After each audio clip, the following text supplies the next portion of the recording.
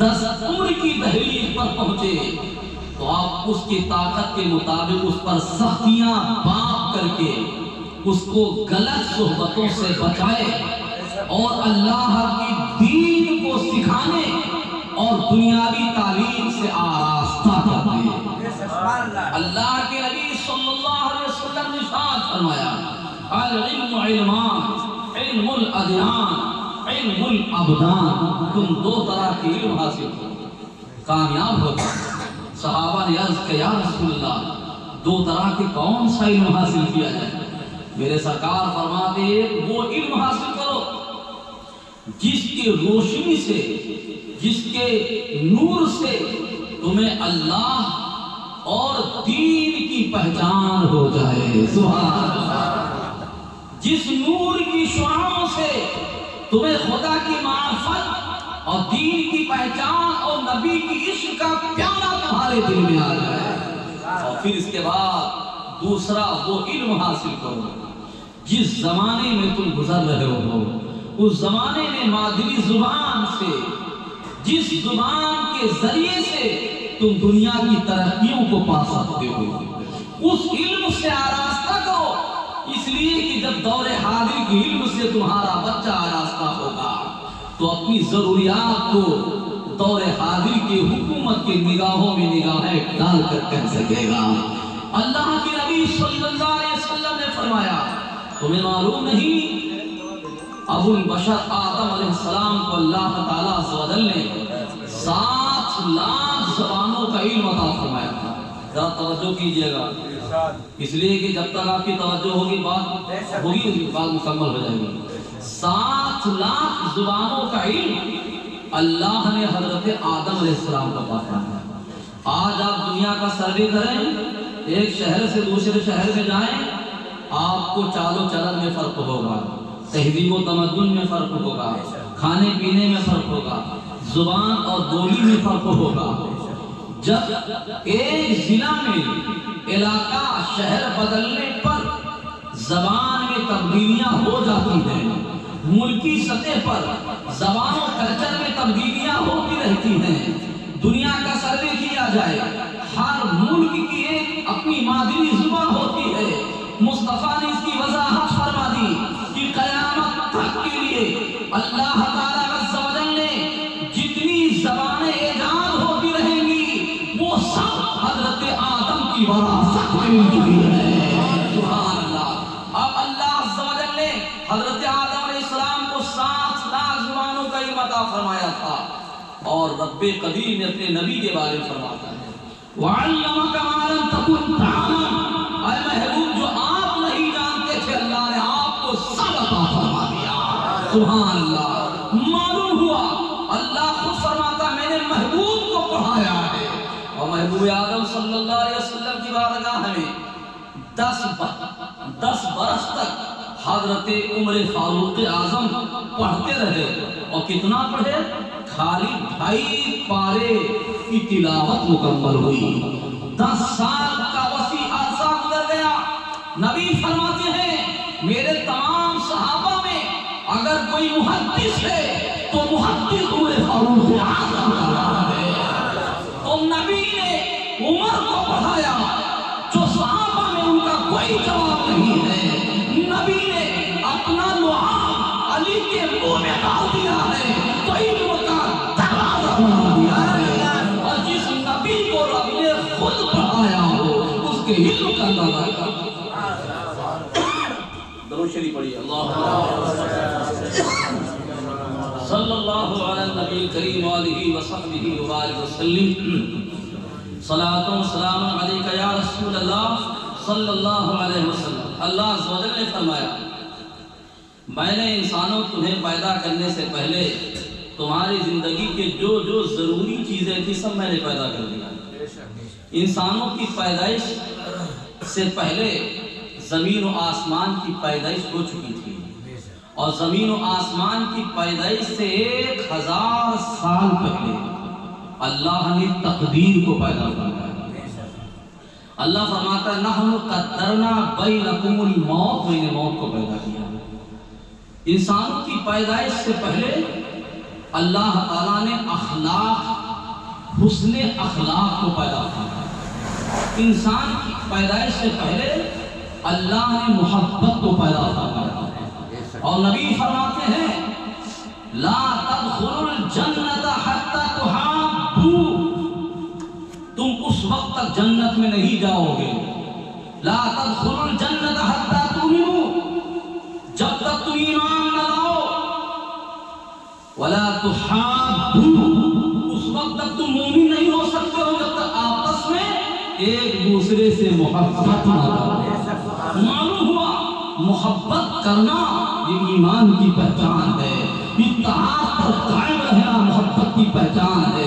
جو سرکار فرماتے ہیں اگر تم محبت کو برقرار رکھنا چاہتے ہو تو تطعم الطعام، گاہیں بگاہیں بیٹھ کر کے کھانا کھا لیا کرو، سبحان اللہ، گاہیں بگاہیں بیٹھ کر ایک دوسرے کے ساتھ کھانا کھایا کرو، وتقرؤ السلام، آپس میں سلام کر لیا کرو، سبحان اللہ۔ نبی نے فرمایا جب تک آپس میں کھانے کا سلسلہ جاری رہے گا، سلام کا سلسلہ جاری رہے گا، کبھی ایک دوسرے کے دل میں نفرت نہیں پیدا ہو سکتی ہے۔ کیا عظیم الشان ہتھیار ہم نے عطا فرمایا ہے۔ اب آقا کریم صلی اللہ تعالی وسلم نے ارشاد فرمایا کیا ہے لوگوں، میں نے تمہیں ذمہ داریاں دی ہے، اب اپنی اپنی ذمہ داریوں کی دہلیز پر آ جاؤ۔ وَأَمُرْ أَهْلَكَ بِالصَّلَاةِ وَاصْطَبِرْ عَلَيْهَا، میں نے ہر گھر میں ایک مالک بنا دیا ہے، اس مالک سے پوچھا جائے گا، اور پوچھا جائے کہا جائے گا ادھر ادھر کی مت بتا، یہ بتا قافلہ کیوں لوٹا، ادھر ادھر کی مت بتا، یہ بتا قافلہ کیوں لوٹا۔ مجھے رہزنوں سے کوئی غرض نہیں، تیری رہبری کا سوال ہے، مجھے رہزنوں سے کوئی، چوروں سے کوئی غرض نہیں، تیری رہبری کا سوال ہے۔ اس لیے اللہ نے قوم کی ذمہ داری عالموں کو بھی ہے، عالم سے اللہ پوچھے گا۔ گھر کی ذمہ داری اللہ نے گھر کے مالک کو دیا ہے، اس سے اللہ پوچھے گا۔ شوہر کی، بیوی کی ذمہ داری شوہر کو عطا کی گئی ہے۔ الرجال قوامون علی النساء، اللہ مرد سے پوچھے گا۔ اللہ قرآن میں ارشاد فرماتا ہے وَأَمُرْ أَهْلَكَ بِالصَّلَاةِ وَاصْطَبِرْ عَلَيْهَا، ہر گھر میں مالک میں نے اس لیے بنایا ہے کہ اگر گھر کا مالک اچھا ہوگا تو رعایا اچھی ہو جائے گی، سبحان اللہ۔ اس لیے میرے سرکار صلی اللہ علیہ وسلم نے فرمایا اپنے بچوں کو اگر اچھا بنانا ہے تو اپنا کلچر اچھا پیش کرو۔ سرکار نے فرمایا جب بچے سمجھدار ہو جائیں تو بچوں کو اپنے بستر پہ آنے کا دو، اپنے بستر سے دور رکھو تاکہ بچوں کی تہذیب سلامت رہے، بچوں کا کلچر سلامت رہے، بچوں کی فکر اسلامی فکر میں ڈھلی رہے۔ اور جب بچہ 10 سال کے بعد کراس کر جائے اور 13 تک پہنچے تو وہ جوانی کی دہلیز پر پہنچ رہا ہے، بالغ ہونے کی دہلیز پر پہنچ رہا ہے۔ 13 کے بعد 14 تک، اور 14 کے بعد لاسٹ اس کا ہے کہ وہ 15 سال تک وہ مکمل بالغ ہو ہی جاتا ہے۔ لڑکی کے بارے میں حدیث پاک میں ہے کہ 9 سال کی عمر سے بالغ ہونا شروع ہوگی، کچھ لڑکیاں 9 سال میں بالغ ہوں گی، کچھ 10 میں ہوں گی، کچھ 11 میں ہوں گی، لاسٹ ان کے عمر کی بلاغت کا جو سمے ہو 13 برس کا ہے۔ اب آقا کریم صلی اللہ علیہ وسلم نے فرمایا بچوں کی تہذیب پر نظر رکھو، بچوں کی تہذیب پر نظر رکھو۔ اگر تم نے ان بچوں کی تہذیب و کلچر پہ نظر رکھا، ان کو حسن عمل سکھایا، حسن اخلاق سکھایا، حسن تہذیب سکھایا، تو اللہ قرآن میں ارشاد فرمایا ہے المال والبنون زینت الحیات الدنیا، مال اور اولاد دنیا کی بہترین زینت تمہارے لیے ہے، سبحان اللہ۔ اللہ تعالیٰ عز و جل نے 2 طرح کی نعمتیں انسانوں کو عطا کی ہیں، ایک نعمت اور ایک رحمت، اور تیسرا مال۔ تیسرا مال ہے، ایک نعمت ہے، ایک رحمت ہے۔ تو اب مال تو عام ظاہر ہے، اور اولاد سب کو کہا جاتا ہے، چاہے وہ لڑکی ہو چاہے وہ لڑکا ہو، مگر ان میں سے امتیازی شان، جو امتیازی درجہ اللہ نے عطا فرمائی ہے، جس اولاد کو نعمت کہا ہے، اس کے بارے میں نبی کریم صلی اللہ علیہ وسلم فرماتے ہیں کہ بیٹا اللہ کی نعمت ہے، بیٹا اللہ کی نعمت ہے، اور بیٹی مکمل اللہ کی رحمت ہے، مکمل اللہ کی رحمت ہے۔ اور اللہ نے فرمایا جب کوئی میرا بندہ مدد کے لیے مجھے پکارتا ہے تو اللہ جسم جسمانیت سے پاک ہے، اللہ خود نہیں آتا، اپنی رحمت بھیجتا ہے، اپنی رحمت کے روپ میں کسی بندے کو بھیجتا ہے۔ کوئی مدد کے لیے کوئی کس روپ میں آتا ہے، مگر نبی فرماتے ہیں جس نے مجھے پکارا اللہ نے سراپا مجھے رحمت بنا دیا۔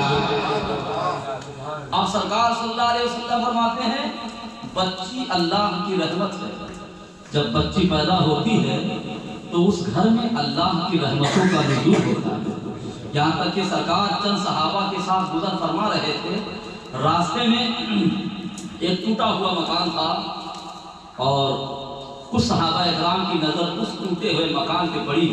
عرض کیا یا رسول اللہ اس مکان میں صحیح طور پہ دیوار بھی نہیں ہے، اوپر سے چھپر بھی نہیں ہے، مگر اس کے اندر بڑی روشنی ظاہر ہو رہی ہے، تو مکان کی کنڈیشن سے ظاہر ہے کہ صاحب مکان بہت غریب ہے، مگر روشنی سے ظاہر ہے کہ بہت مالدار ہے۔ سرکار نے فرمایا ایک صحابی سے حکم دیا کہ جاؤ اس گھر کا جائزہ لو، یا تو اس گھر میں کوئی یتیم پل رہا ہوگا یا کوئی بچی پیدا ہوئی ہوگی۔ سبحان اللہ۔ صحابہ کرام میں سے کوئی ایک صحابی ہے اور جانے کے بعد گھر کا جائزہ لیا اور پوچھا تو معلوم ہوا تھوڑی دیر پہلے بھی ایک بچی پیدا ہوئی ہے۔ سبحان اللہ۔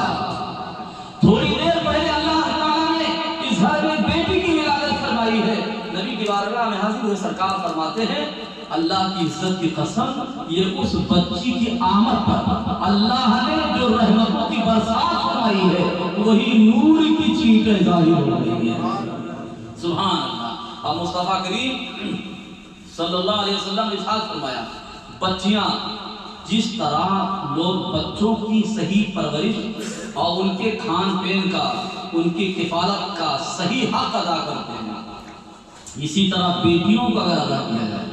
سرکار نے فرمایا بیٹیوں کا دل بچوں کی بنسبت چھوٹا ہوتا ہے، وہ جلد ان کا دل ٹوٹنے لگتا ہے، اس لیے سرکار نے فرمایا جب کوئی چیز باہر سے لاؤ تو سب سے پہلے بیٹی کو عطا کرو، پھر بعد میں بیٹوں کو عطا کرو، تاکہ بیٹیوں کا دل نہ ٹوٹے۔